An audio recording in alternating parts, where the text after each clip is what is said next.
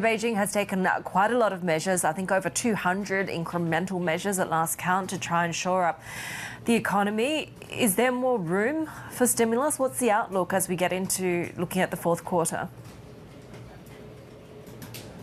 Yeah, as you said, China has done a lot to boost the economy this year. It has, cut interest rates, also RR, the amount of reserve banks must hold as reserve, and also it has done a lot to stimulate property buying. It has just lowered the purchase threshold in major cities in order to boost property demand.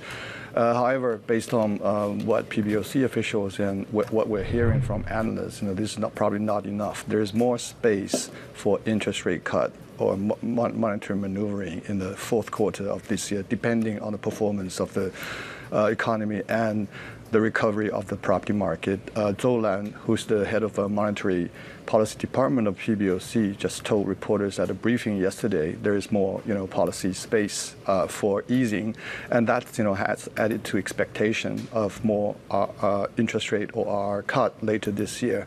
I think, some analysts are expecting at least another 5 to 10 basis points in interest rate cut.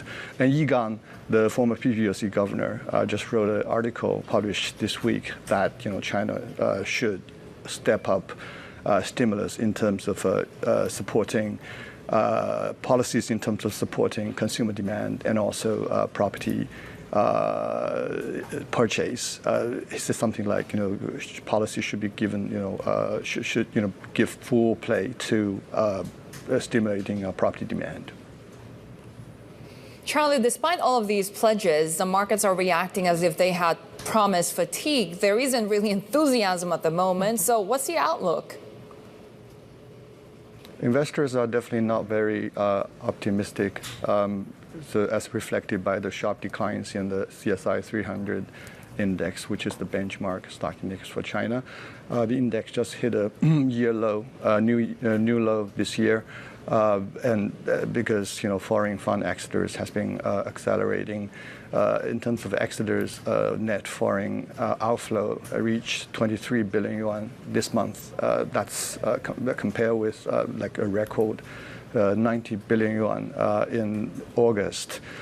So geopolitics, concerns about geopolitics, geopolitical risks, and also worries about economic outlook are still weighing on people's mind.